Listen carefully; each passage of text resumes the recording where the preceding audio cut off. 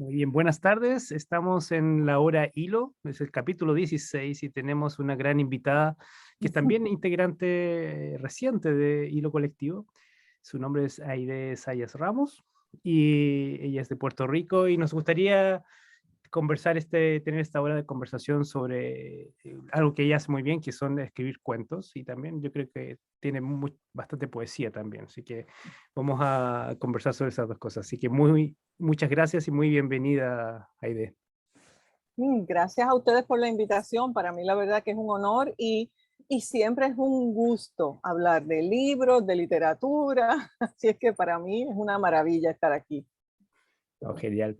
Vamos entonces a comenzar con las primeras preguntas. Yo creo que sería interesante conocerte un poquito más, Aide, y conocer especialmente cómo fueron tus primeros años de infancia, y tu relación con los libros, tal vez cuando era más pequeña, y con los juegos también. Yo creo que eso es interesante.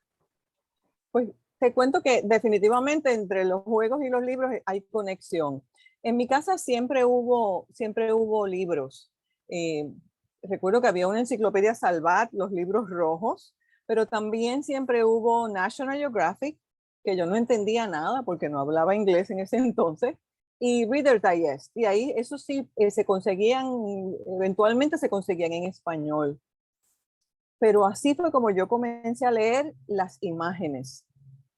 Y entonces me entretenía con mi hermana inventando la historia detrás de la imagen. No recuerdo ninguna en particular, pero sí recuerdo que también a mi casa llegaba un catálogo de una compañía, de una tienda por departamentos que era muy famosa, un catálogo muy grueso.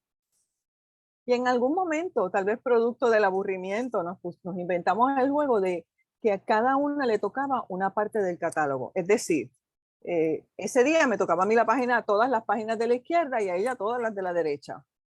Y entonces negociábamos, soñábamos, mira cómo era la creatividad, soñábamos que comprábamos, la regla también era un objeto por página. No podíamos comprar toda la página completa. Entonces, claro, eso se va complicando. ¿Por qué? Porque a lo mejor de una página no me gusta nada. Entonces yo necesitaba negociar con mi hermana para que de otra página me permitiera 2 artículos. Y cuando ya eso, y a veces yo quería algo de su página y ella de la mía. Y cuando ya eso se tornó aburrido, se nos ocurrió entonces que íbamos a negociar en inglés. Y ninguna de las dos sabía una palabra en inglés. ¿Cómo? ¿Cómo negociábamos en disparates? Y nos entendíamos, al día de hoy sigue siendo un misterio para nosotras, pero nos entendíamos. Y de alguna manera, ahora de adulta, yo pienso que haber jugado con ese catálogo, haber intentado leer las imágenes en las revistas, fue una forma de asociar que los libros son divertidos, sin tener una idea de que esa asociación se estaba haciendo. Entonces, el otro juego que hacíamos, yo crecí en el campo y muy cerca, no sé en metros, pero tal vez yo qué sé, 10, 12 pies, muy cerca de la casa, eh, se juntaba un riachuelo y un río que en aquel entonces era bastante caudaloso. En el río no nos permitían jugar porque era más caudaloso, pero en el riachuelo sí. Y mami nos daba todo lo que fuera seco, granos, harina de café, un poquito de arroz, un poquito de harina de maíz, y con eso, juntándolo con agua del río, nosotras cocinábamos y lo poníamos a secar y estábamos horas con los pies dentro del agua, refrescándonos, jugando a cocinar. Pero no era solo cocinar, era la de historias que yo inventaba, porque yo soy escritora antes de saber que había algo que se llamaba ser escritora. Entonces yo inventaba y agradezco a Dios que mi hermana esté viva todavía, porque yo cocinaba y le daba a probar a ella. Yo no lo probaba. Entonces, yo no lo probaba. Y cocinaba con agua del río. Después, cuando ya llegué a la escuela, que fui a una escuela, mis grados primarios fueron en una escuela muy cerca también de la casa, iba caminando. Yo recuerdo que tan pronto yo comencé aprendí a escribir, yo comencé a escribir cuentos en la parte de atrás de la libreta. cuentos muy sencillos, lamentablemente nunca, o sea, no guardé ninguno, jamás, o sea, probablemente porque pensé que, qué sé yo, que eso no tenía valor o lo que fuera. Era una nena, imagínate, 6, 7, 8 años. Y ya yo escribía cuentos en la parte de atrás de la libreta. Era otra época donde el educador no tiene la conciencia que se tiene ahora de la importancia de fomentar la creatividad y todo eso. Era una época en la que nos daban una nota por tener libretas prístinas en excelente condición, nota que yo nunca saqué excelente porque siempre estaba garabateada la parte de atrás de las libretas.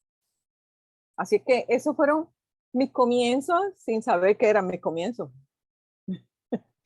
Y hay uno va detectando como en tus escritos, y yo creo que tiene, y uno lo ve por tu bandera de atrás también.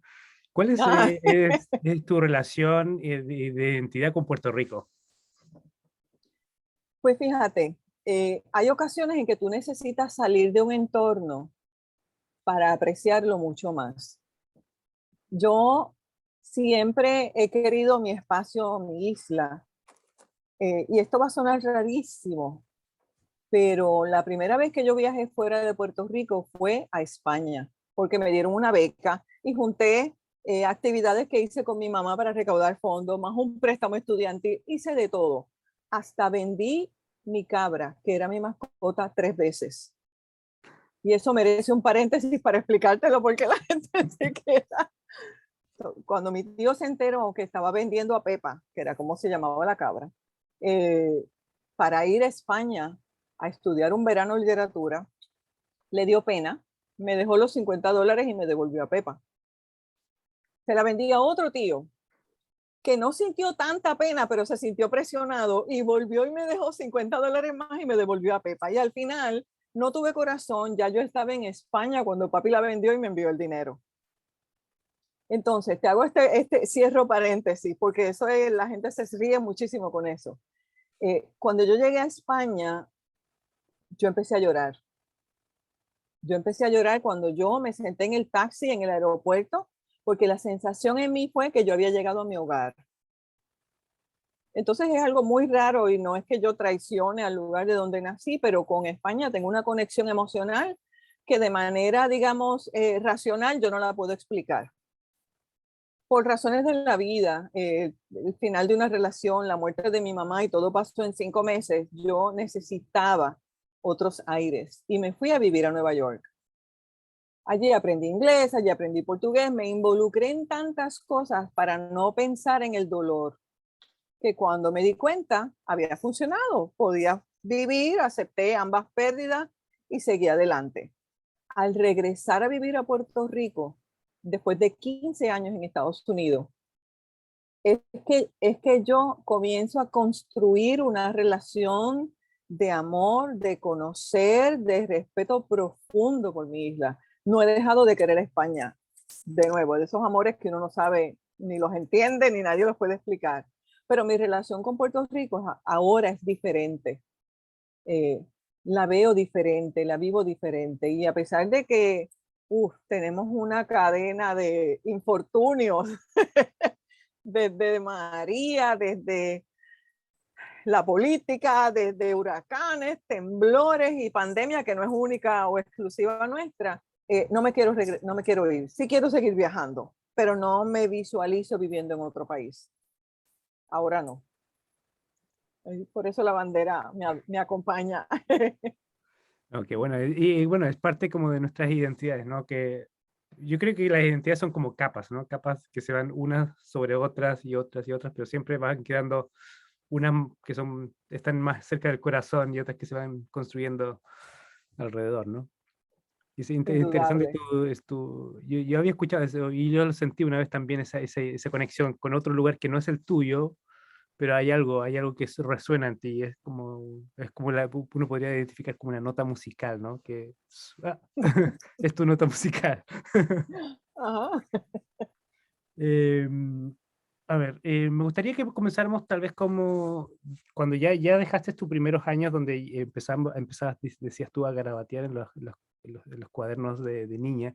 ¿Cuándo ya a pensar, empiezas a pensarte de forma diferente con la escritura? Y empiezas a tomarlo más en serio.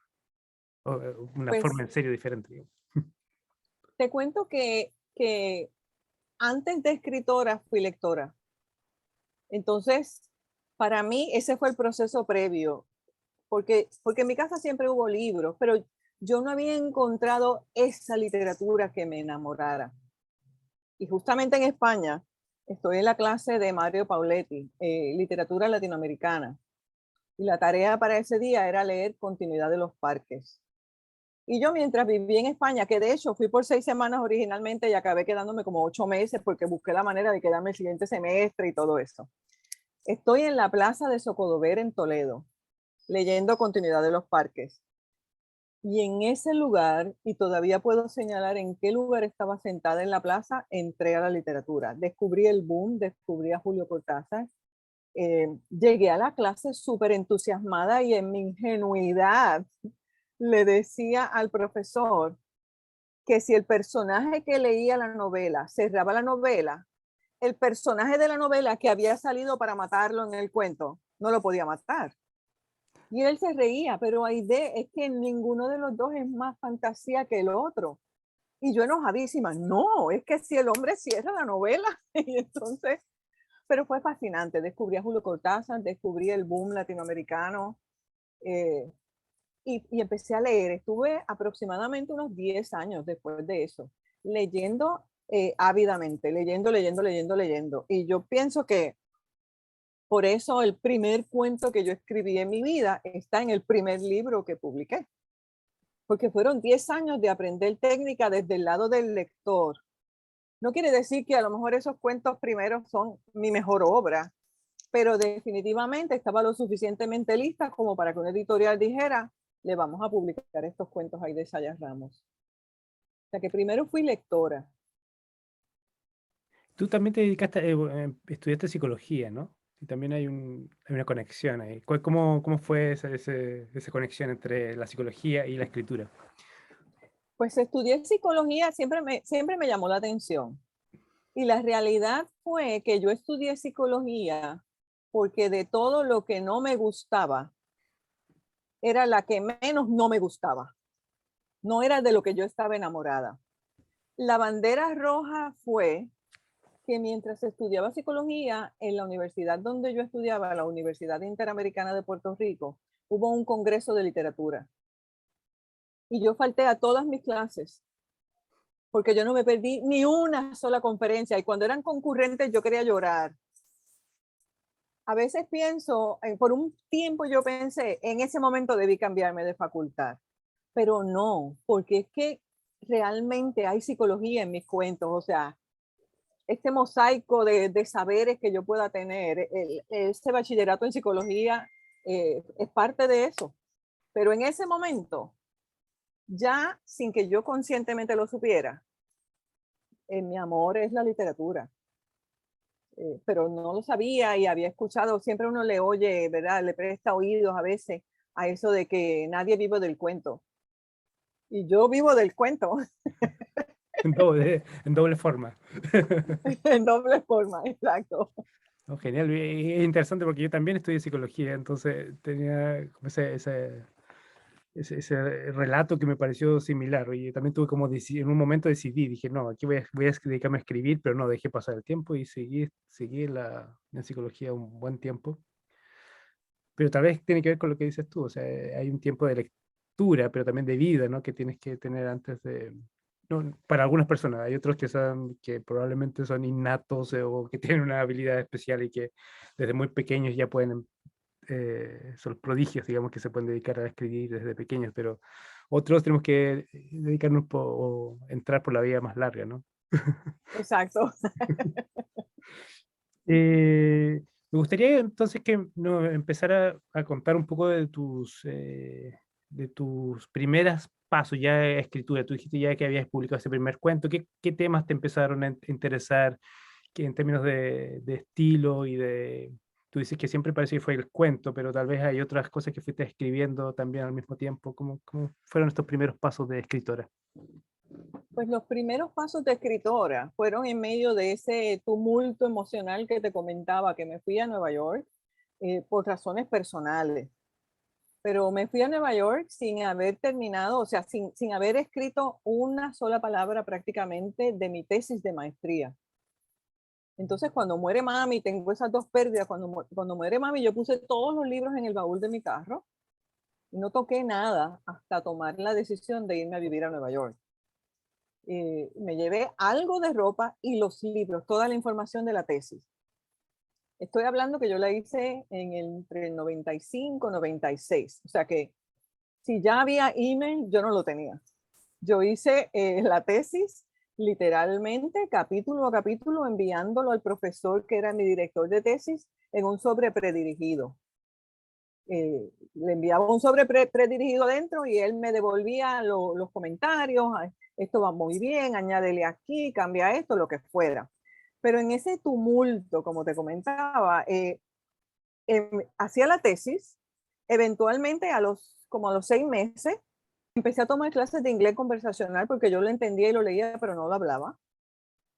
Y además, no me preguntes en qué momento de la vida, porque yo tomaba clases de inglés, yo trabajaba en la tesis, yo limpiaba donde vivía y lavaba ropa. Empecé a escribir cuentos. En el momento no me di cuenta. Posteriormente es que yo reparo en el hecho de que escribir cuentos para mí era una manera de asirme a mi idioma, de asirme a mis raíces, porque estaba aprendiendo otro idioma. Además, que el hecho de hacer la tesis me demostró, uno, que era buena escribiendo, dos, que se me olvidaban los problemas cuando escribía, a pesar de que lo que estaba escribiendo originalmente era algo tan árido como es una tesis, y tres, de que era buena haciéndolo. Entonces descubrí como que una poción mágica que me ayudaba y que me disfrutaba además. Y así empecé a escribir cuentos. Pero no fue tampoco como de manera fortuita, así como, o de manera decidida de decir, hoy me voy a sentar a escribir mi primer cuento. Llegando a Nueva York, conocí a alguien que se convirtió en mi familia, mi amiga Silma. Y un día nos encontramos, un domingo, que era el único día prácticamente que yo tenía libre. Nos encontramos y me está comentando de que a su casa fue a cenar un amigo de la familia que se llamaba Évido. Y yo, Évido, ¡ah! Ese nombre está buenísimo para un cuento. Y esa fue la chispa. Por ratos, yo creo que hasta a veces en papelitos en el subway, en lo que iba, volvía del trabajo, iba al trabajo, las clases, volvía, no sé qué, escribí Évido Pérez. Y Évido Pérez es la historia de un hombre que buscando otra inspiración se va desde el Caribe al norte, sin decir lugares, pero es fácil deducir cuáles. Y en su afán de aprender inglés se le olvida hablar español. Y el problema de Évido es que Évido solo recordaba las emociones en español. Entonces se había quedado sin emociones, se muere de vacío. O sea que yo no empecé tampoco escribiendo literatura infantil. Yo empecé escribiendo porque el referente que yo tenía en ese momento de todo de lo que leía era literatura para adultos. Y así fue como comenzó Aide Sayas como escritora. Son cuentos muy nostálgicos porque son cuentos que reflejan el estado emocional y el espacio, el lugar donde yo estaba. Son cuentos también de un Puerto Rico que yo había dejado atrás, ese Puerto Rico tal vez chiquita, más chiquita, ¿no? Que hablaban del campo y de mi infancia, de alguna manera, qué sé yo, del señor que, siempre recuerdo un señor que conducía un carro público, que era como yo iba a la escuela, y muchísimo antes que se experimentara como ahora con instrumentos musicales rarísimos, como Blumen Group, que con latas hacen música, él aseguraba, y me acuerdo que él me hablaba de eso, yo no sé ni por qué, él aseguraba que si tú lograbas controlar el gotereo, las gotas de agua sobre latas de diferentes tamaños, se hacía música. Ese señor estaba adelantadísimo a su tiempo. Entonces, esos recuerdos, esa influencia está en esos primeros cuentos. Mira qué bonito. ¿Y quieres mostrar esa imagen que mostraste hace un rato de tu casa? Esta casa, vamos a ver cómo la logro mostrar, que ahí me parece que se ve. Ese es un buen ángulo. esa casa es el lugar donde yo nací, un lugar muy, muy, muy modesto eh, en Caguas, Puerto Rico, pero no es como que nací por allí en el hospital y fue a vivir esa casa. No, es que yo nací en la casa, porque mami le dio pánico ir al hospital y entonces mi abuela buscó una comadrona y le ayudaron y yo nací en esa casa y en la parte de atrás de la casa se enterró mi ombligo porque antes pensaban que para que tuviera buena fortuna y salud había que enterrar el ombligo donde la niña o el niño nació. Entonces, esa casa significa eso para mí, pero es mucho más. Mi abuela tuvo 15 hijos y cuando mi mamá estaba teniéndome a mí, mi abuela tenía su último embarazo, estaba embarazada de 7 meses atendiendo a su hija a tenerme a mí. Ya Eres después mayor que nosotros tu tía o tu tío. mi tío, sí, 2 meses mayor que él. Entonces, ya después nosotros nos mudamos al barrio Cañaboncito, que fue donde yo me crié. Yo me crié en el campo, como te mencioné. Pero lo interesante de ese lugar, que se llama la Barriada Morales en Cagua, es que en ese entonces era un espacio donde familias que no tenían los medios para adquirir una casa, un espacio donde vivir, y ese lugar estaba vacío, se apropiaron cada uno de un espacio de tierra y finalmente le dieron título de propiedad. ¿Por qué el lugar estaba vacío? Porque lo que había justo en el medio de esa barriada era un cementerio. Entonces yo me sentaba en el balcón de mi abuela y lo que veía eran las tumbas, porque luego se hizo un muro en cemento, pero originalmente eran alambres. Yo, hay de Saya, que nunca en la vida ha sido una persona aparenta quietud, paz, hasta aburrimiento, pero no es cierto. Jugaba yo me inventaba los juegos con mi hermana y mi tío, ese que te digo que es 2 meses menor que yo. Mi hermana, él y yo, uno de mis juegos favoritos era quién brincaba sobre más tumbas sin caerse. Y nos escapábamos a jugar en el cementerio. Otra cosa, con toda la inocencia del mundo, porque yo no pensé que yo estuviera robando nada, sino que mi, mi lógica de lo que te voy a contar es que, bueno, pero se va a quedar ahí, nadie las va a disfrutar. Yo esperaba a que pasara un entierro, que generalmente iban caminando alrededor de toda la barriada y entraban al cementerio. O sea que todos los entierros pasaban por frente a casa de mi abuela caminando. Yo esperaba que la gente se fuera, me metía entre los alambres al cementerio, rescataba flores frescas y se las llevaba a mami cuando llegaba a buscarnos de regalo. Entonces, de verdad que yo nunca pensé que yo estuviera haciendo algo inapropiado, que me estuviera robando flores. Para mí era como, pero si es que allí nadie las va a ver, nadie las va a oler, nadie las va a apreciar, pues entonces. Y nunca vi el cementerio como algo tétrico o misterioso. Para mí era como que el espacio enorme, el patio de mi abuela, donde yo podía entrar y brincar y jugar y nadie nos molestaba porque no había muchos otros niños tampoco que quisieran ir allí. Es excelente, era como un patio privado para ustedes, ¿no? Exactamente, un patio privado para nosotros. Eso me llamó la atención cuando leí tus cuentos. Creo que hay un tema que yo creo que se conecta con tu historia, es como tu narración que acabas de hacer. Es que esta idea y que me llevó a titular este encuentro con la idea de usar la inocencia y el humor, que me parece que son dos elementos que son bien interesantes y que son bien potentes en tu escritura. ¿Cómo lo fuiste incorporando? Yo creo que ahora ya eres mucho más consciente o es algo que fluye muy natural. ¿Cómo es el proceso para ti? El proceso siempre es escribe lo que se te ocurra. Y luego lo voy editando, lo dejo descansar, vuelvo y lo miro. No estoy satisfecha, vuelvo y lo reviso. Siempre es así. Pero yo no fuerzo el humor. Tengo amistades que dicen que yo soy comiquísima, yo les creo, yo les creo y tomo su palabra. Entonces, no es que yo haya encontrado una fórmula para el humor, yo creo que tal vez es que bastante yo escribo como hablo. Entonces, hay esa combinación de reflexionar sobre las cosas, esa manía mía de entender las cosas, pero a veces las cosas más ingenuas. Yo recuerdo que en una ocasión estuve con un grupo de amistades en Ciudad de México y fuimos a un centro comercial en Santa Fe, y fue la primera vez que yo vi unas escaleras eléctricas semicirculares. Y no quieras ver tú el rostro de todas mis amistades abajo como en serio, ay de Dios mío, acaba. Y yo subí y bajé, hasta que yo tuve una idea de por qué, cómo las habían hecho semicirculares. La parte interior de la escalera era más finita que la parte exterior y eso facilitaba. Pero no tienes idea, como niña chiquita, subí, bajé, subí, bajé, subí, bajé, ya yo era una adulta viviendo en Nueva York. Entonces, es en esas cosas. Siempre recuerdo ya una adulta, la primera vez que yo fui al suroeste de Puerto Rico, están en unas salinas grandísimas.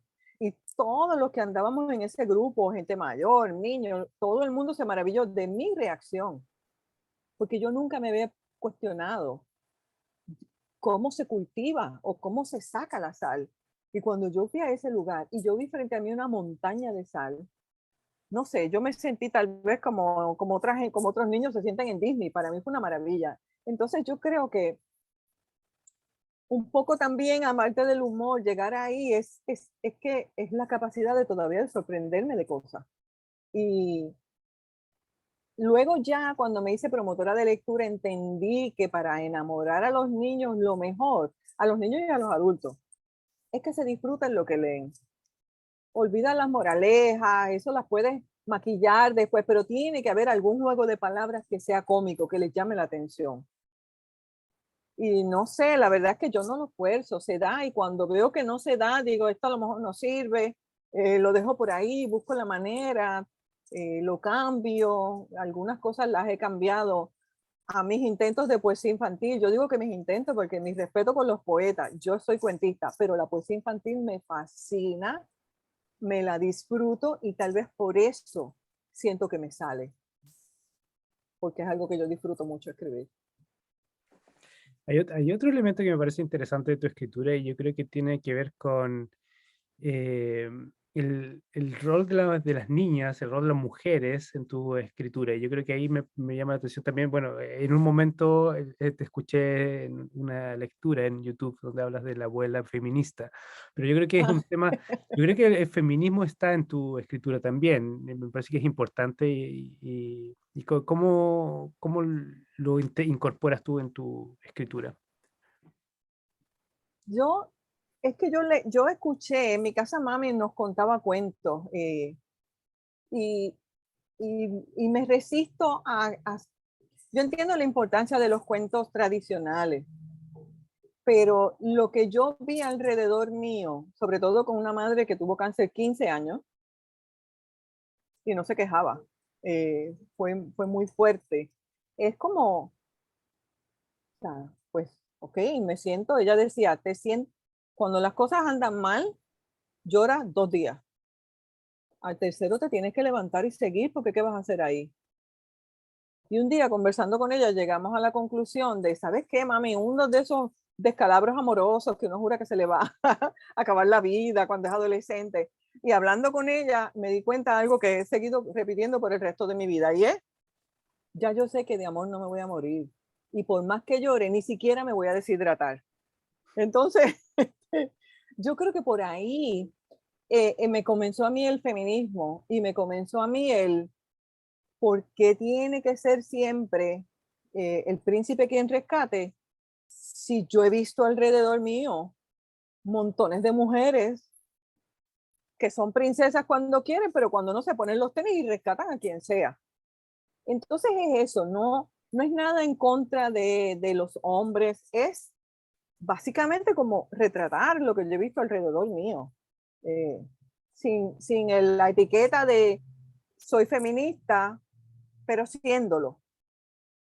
Y también cada vez aprendiendo más sobre eso, porque no me gustaría nunca tampoco pasar yo veo las injusticias, por ejemplo, de cómo se objetiviza a la mujer, cómo A veces se intenta más que el bienestar común, es un control sobre el cuerpo de la mujer y todo eso. Y no quiero caer entonces en que para que no me lo hagan a mí, yo te lo hago a ti. Porque no se trata de eso desde mi punto de vista. Entonces, por eso mis protagonistas, pues, eh, yo qué sé, se inventan las cosas, se salvan ellas. Y la abuela feminista está inspirado en mi hermana, porque yo recuerdo a mis abuelas y somos 4 hermanas. La tercera fue la primera que se hizo abuela. Bueno, no se hizo, la hicieron abuela. Entonces, a mí me encantó porque es una abuela, mi hermana tiene un espíritu extraordinario, es comiquísima y es la primera de nosotras que se hizo un tatuaje. Entonces, una abuela que es feminista y que se ha tatuado. Y eso rompe con todos mis recuerdos de esa abuela y rompe con todos con el concepto que hay muchas veces de abuela en los libros infantiles, que siempre tiene el pelo blanco, que no ve bien, que siempre está sobrepeso, ese tipo de cosas.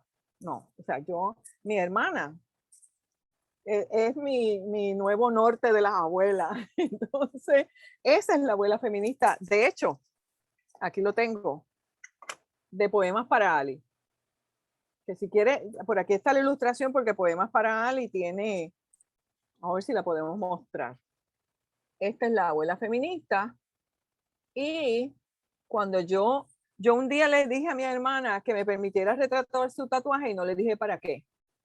Ella vino a saber para qué cuando vio el libro y yo, mira, para esto era el retrato, porque en la ilustración el tatuaje está hecho exactamente como el de mi hermana. Entonces, yo no sé, yo a veces le llamo que es feminismo light, porque hacer ese balance tal vez. Yo creo que tiene que ver con algo que tú le diste cuando era pequeña a tu hermana, ¿ves? De esas cosas de las recetas que hiciste de cocina en el río, en el riachuelo, le diste algo a probar y ahí eso pasó, algo le pasó. Algo, exacto. Esa es broma. ¿Quieres leer algo ahí algo en español por ahí que te diga, oh, me gustaría leer esto? Pues mira, que tengo aquí, bueno, no sé si quieras que te lea un fragmento de La jirafa o si te leo un poema de Poemas para Ali, que lo tengo aquí también muy cerquita. Lo que tú quieras, lo que tú Pues sientas mira, que tiene que ser. hay te voy a leer uno que a mí me gusta mucho. ¿Se puede decir alguna palabra que, bueno, yo lo voy a decir, ya tú me dirás si la pones un bip. Dale. Se llama La nena. La nena. La nena no es princesa. La nena es la nena. La nena dice caca, que anuncia con un peo. Peo, ese peo. O dos. Apestoso y sonoro. La nena no es perfecta. La nena es la nena. Se enferma y le salen mocos. Y si la dejan, si no la velan, se los come. A la nena le gustan las muñecas y los vasos con sorbeto. Agua, agua la nena. Le gustan los carros, las campanas, los insectos, que a veces también se los come. Adora los libros, las herramientas, la música y las galletas. La nena no es princesa, ni está en contra de ellas. Simple y sencillamente, la nena es la nena. Sin proponérmelo, yo creo que aquí tienes un ejemplo del feminismo que mencionabas en mis escritos. ¿No? Y claramente, y tienes nuevamente el juego yo creo, como del sentido del humor, que es muy fuerte, ¿no? Y entonces te hace sonreír inmediatamente el texto. Entonces lo disfrutas mucho.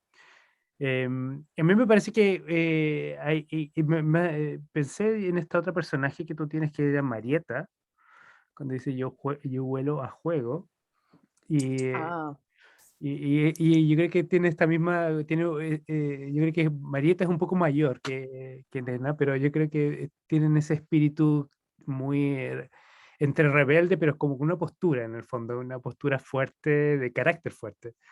Y son personajes muy queridos, muy queribles además por eso mismo, digamos, son muy simpáticos al mismo tiempo. Pero además te cuento, es que el haber nacido con 4 hermanas y tener diferencia de edad, porque yo soy la mayor, y ese personaje de Marieta está inspirado en mi hermana chiquita, a quien yo le llevo 16 años. O sea, entonces ella era como mi juguete, mi bebé. Un día, yo no sé qué estamos hablando, que ella llega y yo, Dios mío, Yandy, métete a bañar. Estaba jugando afuera, o sea, ella estaba jugando afuera, métete a bañar que apesta. Y con la seriedad que mi hermana tendría a lo mejor 5 años, que me miró y me dijo, yo nunca apesto, yo huelo a juego. Y eso se quedó grabado porque me pareció genial, genial. Entonces, años después, ya ella es una adulta, obviamente, está casada, tiene hijos, años después, es que yo escribí Yo vuelo a juego.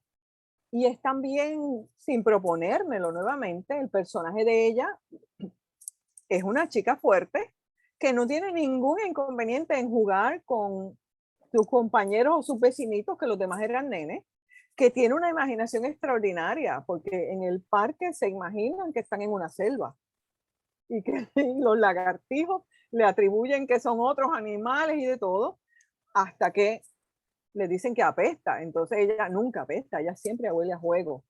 Y realmente ahora yo lo escucho nuevamente y me parece poético, porque es verdad, era producto de que estaba jugando. No, es un verso en acción, ¿no? Exacto. Y justamente tomando ese mismo cuento, y por lo que tú dices, yo creo que tiene que ver con Puerto Rico. Yo visité Puerto Rico el año pasado y es como inevitable pensar en la naturaleza. O sea, es la isla, pero es la fuerza del mar, la fuerza, pero también la fuerza de la selva, que está ahí mismo, de una combinación de relieves y de colores y formas.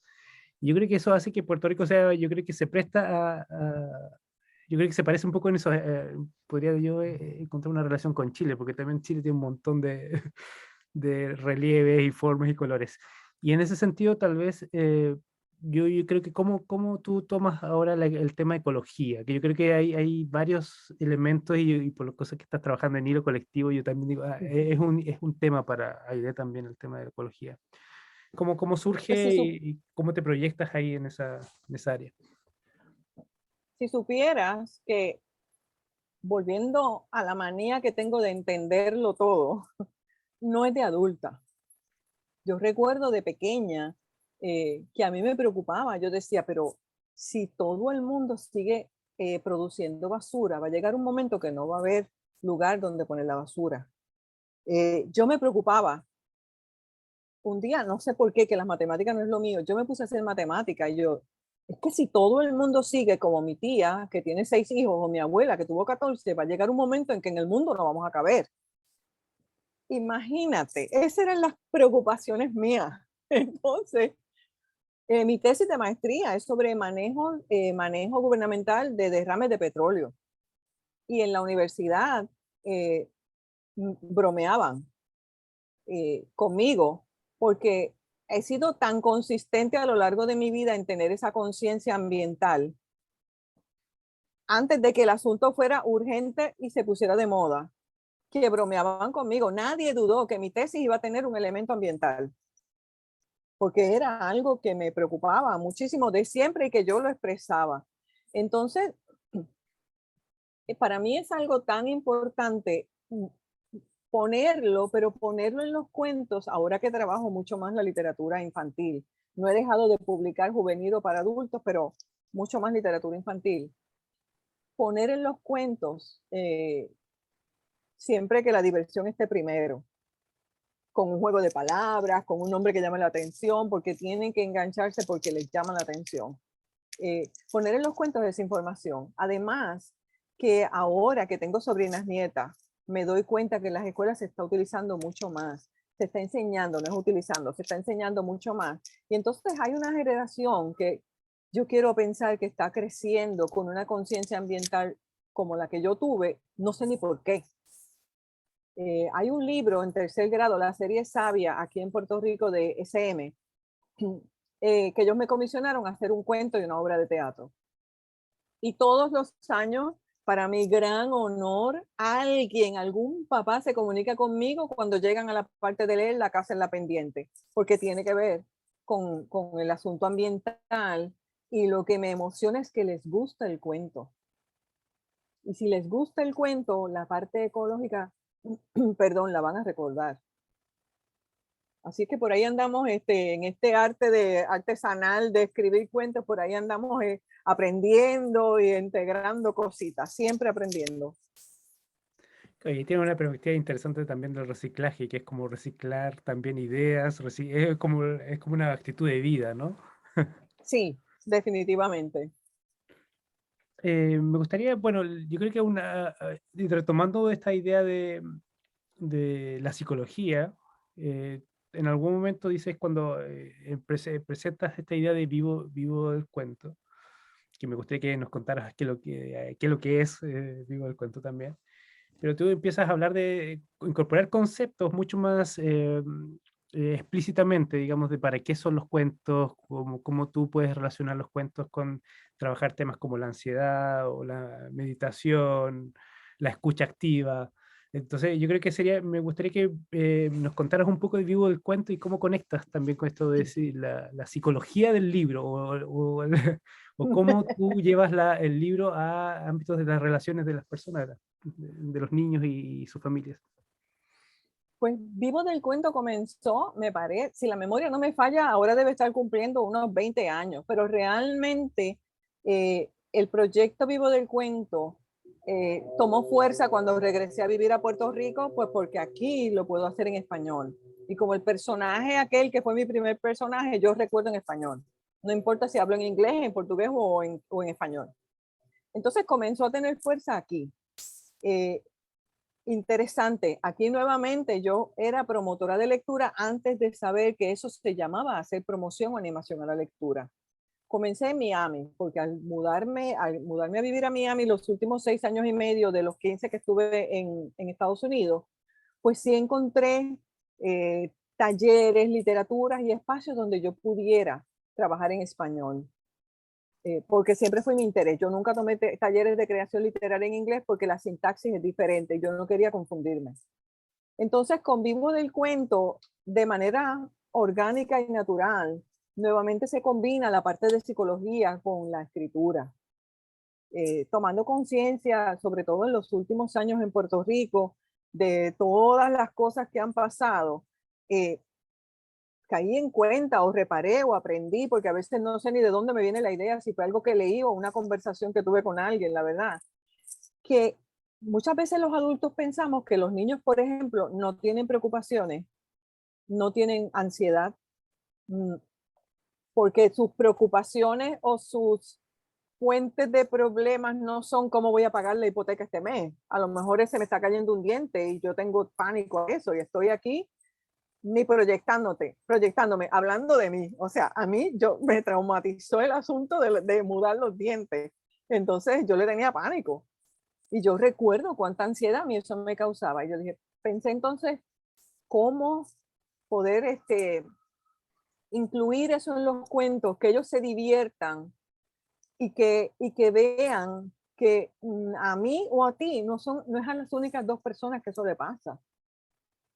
Y el hecho de que algo te ocurra, que tú sabes que lo tienes que resolver o que tú intuyes, porque a lo mejor ni siquiera todavía tienes el vocabulario, pero el hecho de saber que no eres el único ya te quita un peso de encima, porque a lo mejor lo puedes hablar con alguien más que le está pasando el mismo problema. Mi filosofía como escritora siempre es que todas las realidades, todas las circunstancias de todas las personas, de todos los colores, deben estar reflejadas en la literatura. Porque es muy importante que, de nuevo, alguien que a lo mejor, mira, se van a reír de mí si yo digo que yo, cuando sé que se me está cayendo un diente, no puedo dormir. Y que eso se llama a lo mejor, o que sencillamente, como uno de mis libros, el personaje de la nada le da algo que él no entiende lo que es.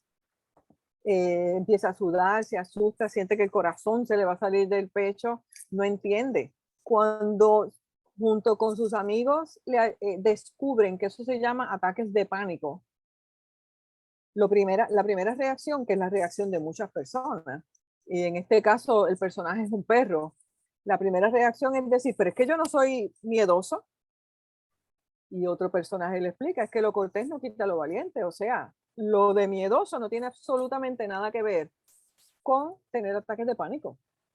Ser miedoso o ser valiente no tiene nada que ver, pero siempre procuro.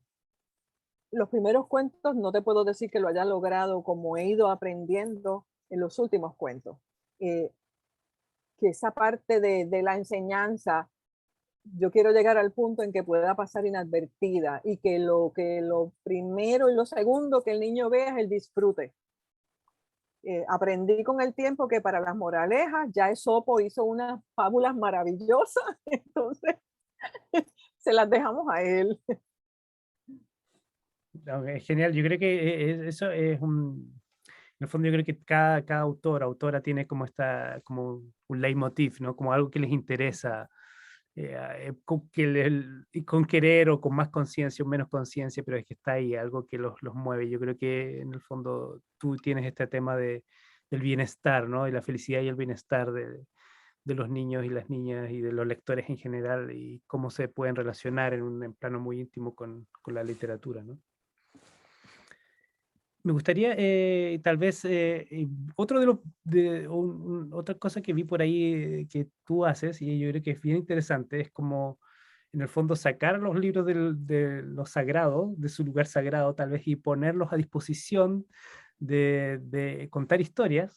Y vi por ahí que haces algo que se llaman los libros intervenidos, y me pareció súper interesante y me gustaría que nos contaras un poco de qué se trata y tal vez si has hecho algún libro intervenido de tus propios cuentos.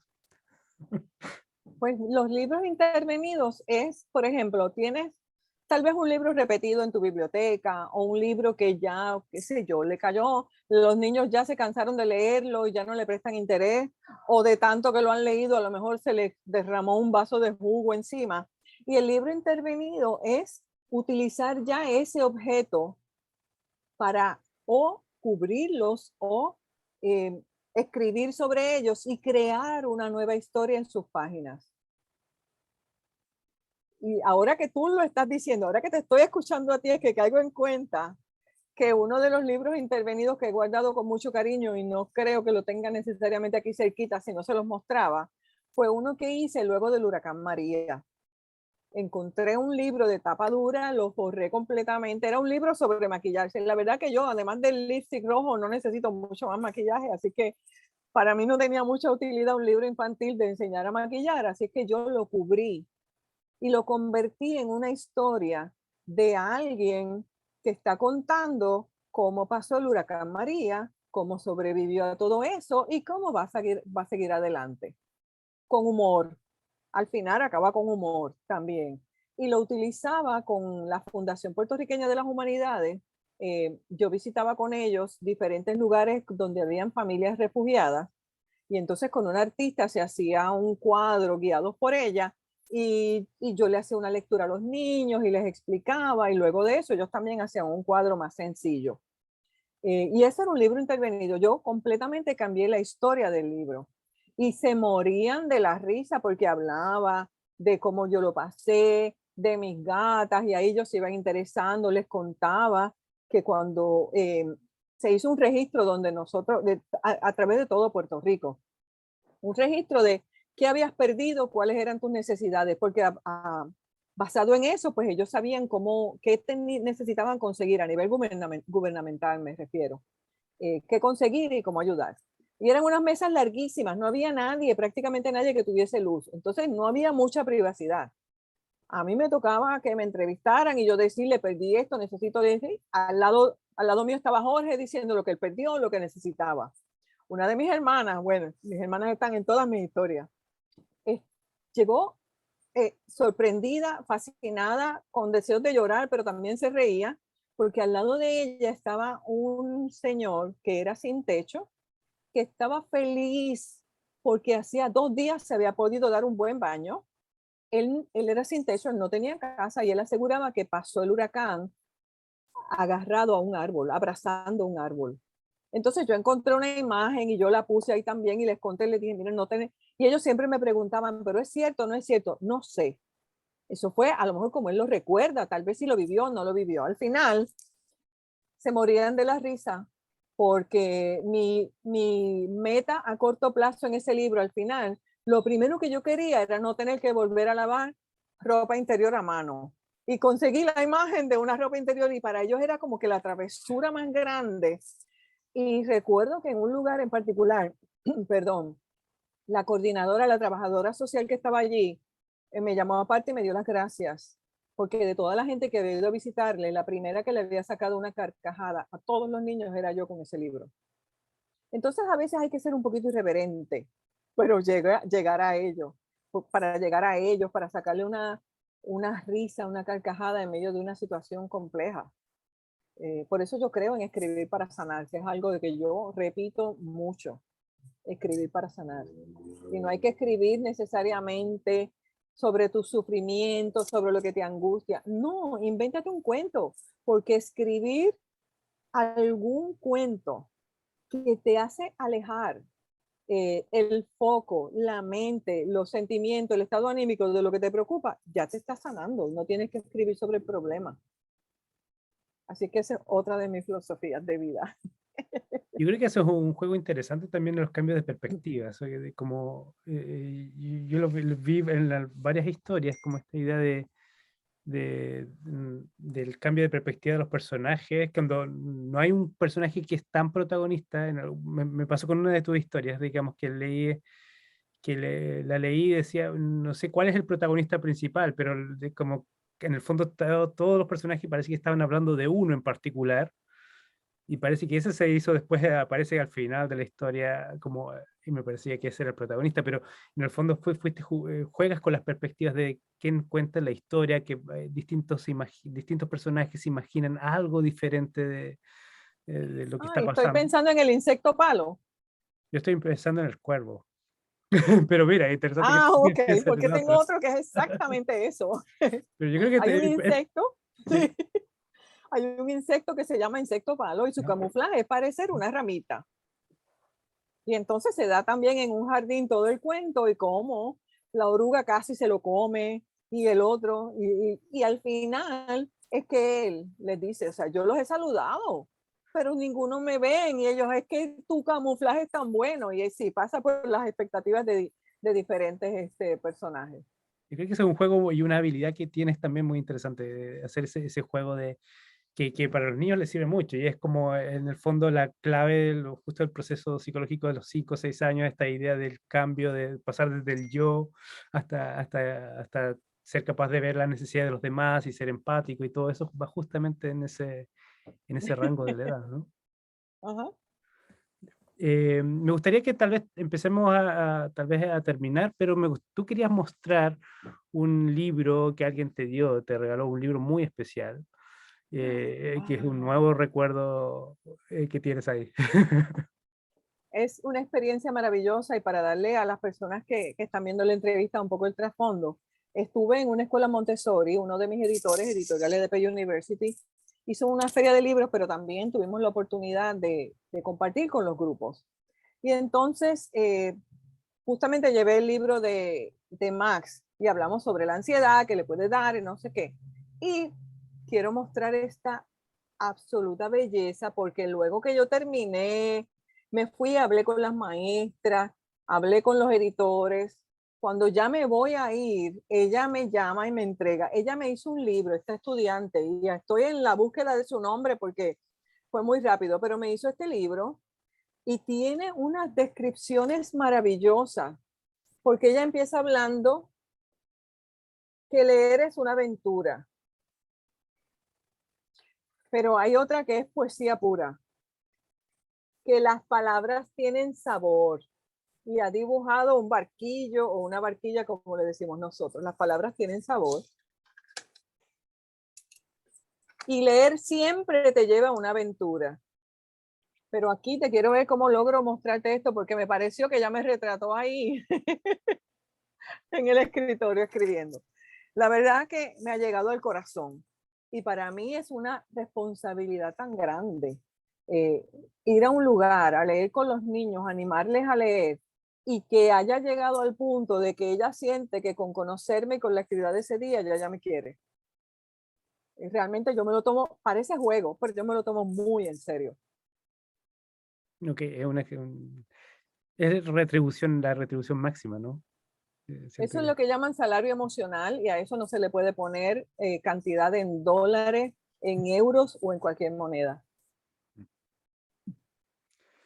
Eh, se me quedó en el tintero una pregunta que yo creo que es interesante, que también lo he visto en tu libro y en tu interés, que en el fondo es pensar también el español y en sus distintas formas, ¿no? Y creo que ahí tienes una conciencia también de el uso de las palabras y cómo distintas palabras tienen significados diferentes en diferentes lugares, o un mismo concepto tiene diferentes palabras según el lugar donde te encuentres. ¿Cómo tu relación en el fondo desde la isla pequeña de Puerto Rico y con el español que es tan vasto, ¿no? Pues mira, eso fue un proceso de aprendizaje para mí en este sentido. Yo empecé a escribir en Nueva York y sabes que los noticiarios y los programas en Estados Unidos procuran o por lo menos lo hacían hace 10, 12 años atrás, procuraban un español neutral. Y yo empecé escribiendo muchas veces así, con un español lo que llaman neutral. Pero una de las cosas que más me divertía era conocer gente de otros países y empezar a hablar y a aprender cómo le decimos a las diferentes cosas. Por ejemplo, para nosotros guagua es un medio de transporte y en Chile entiendo que es un niño pequeño. Entonces, Ya. para mí eso fue fascinante. ¿Cómo una guagua? Fascinante. Cuando regreso a vivir a Puerto Rico, y yo creo que ya al final, ya en los últimos tiempos en Miami, me di cuenta que si alguien leía esos cuentos que yo estaba escribiendo, no iba nunca a saber de dónde yo era. Perdón, y por eso eh, me autocorregí, digamos, y dije, no, yo voy a escribir en español de Puerto Rico. Y porque también me di cuenta que yo disfruto leyendo el español de Chile, el español de España, el español de Argentina, y que puedo casi escuchar el acento cuando leo. Entonces, les va a sonar extrañísimo a las personas que no sean de Puerto Rico, pero por eso en mis cuentos yo defiendo el zafacón, el mahón, porque somos los únicos en el mundo que decimos mahón al pantalón de mezclilla, a los jeans, y al cesto de la basura le decimos zafacón. Entonces tuve la oportunidad de dar taller, de visitar una escuela en Barcelona, que se educan en catalán, pero por como yo estaba en el salón, pues ese día iba a ser en castellano. Cuando yo hice un libro artesanal que se abre en picos, es un libro origami, y qué pena que no lo tengo a la mano, pero hice ese libro y cuando yo le mostré ese libro, lo primero fue la forma del libro. Y cuando se acercaron a ver, porque yo quería que pasaran el libro y cada quien le escribiera una palabra, o en catalán, había niños de Perú allí también, eh, y ese libro paseó conmigo en ese viaje y tiene palabras en árabe, en diferentes idiomas. Cuando ellos veían allí Mahón y Zafacón, todos preguntaban qué era. Entonces yo como que sin pensarlo y sin proponérmelo me he vuelto la embajadora de Mahón y Zafacón, porque yo lo pongo en mis escritos, en parte como una manera de que la gente conozca el español, porque es cierto, en términos generales nos podemos comunicar, pero esa riqueza que tiene los modismos de tu país, los modismos del mío, esas palabras particulares, no se debe perder, se debe resaltar. Exactamente, es una perspectiva multicultural que es importante, que uno cree que hablando español ya puedes reconocer el español de todas partes y no es No, así. Y es muy interesante y bonito el ejercicio de aprender, y es de aprender distintas palabras, distintos acentos, distintas formas de ver también de cosmovisión. Y yo creo que tienen que ver con las distintas regiones, no solo países, sino que también dentro de los países hay regiones y encuentras una diversidad sí, tú, enorme. tú mencionabas lo pequeño que es Puerto Rico. Viviendo en Nueva York, porque yo descubrí que lo que en mi pueblo yo le digo bellón, la moneda de 5 centavos, en el sur, a 1 hora en carro, le dicen ficha. Y lo que yo le digo sencillo, que es la moneda de 10, ellos le dicen bellón. Y estamos a 1 hora en carro. Y qué interesante. Mira, me ha encantado esta hora de que he estado contigo. Podríamos estar conversando muchas horas. Pero me gustaría que tal vez finalizar, si tú tuvieses la oportunidad de inscribir, no como un tatuaje, pero tal vez como inscribir en una piedra, tal vez como en una piedra, 3 consejos que tú le darías a escritores y escritoras o que tal vez están iniciando en la escritura, 3 consejos que tú crees que son importantes de tener cuando estás escribiendo. ¿Qué dirías? Pues mira, primero leer, segundo, escribir sin pensar en publicar, porque ese sedazo a veces lo limita mucho a uno. Y tercero, tener paciencia, porque en ocasiones, como hoy día podemos autopublicar relativamente fácil, en ocasiones autopublicamos algo que aún no estaba listo. Entonces, leer, escribir como salga, luego lo vas arreglando, lo vas editando, lo vas puliendo y tener paciencia. Muchas veces cuando digo esto, la gente me dice, sí, pero ¿cómo voy a saber? También cuando empezamos a escribir somos muy celosos con nuestras historias. Hay que llega un momento en que pensemos que esa primera vez que le damos a leer un cuento a alguien es esa primera vez que llevamos un hijo a la escuela. Nos morimos de la ansiedad, lloramos, estamos sufriendo, le habrá pasado algo a la semana. Ya sufrimos cuando tienen un día libre, porque entonces, además que si alguien se inspira en tu historia, nunca la va a escribir como tú. Pero te diría que esas 3 cosas. Muy bien.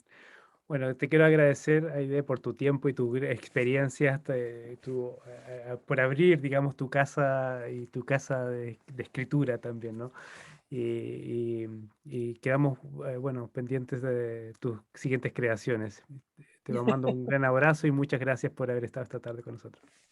Gracias por recibirme y los invito a que pasen a vivodelcuento.com, que ahí tienen algunos libros míos y otras cositas, vivodelcuento.com. Así que gracias por recibirme.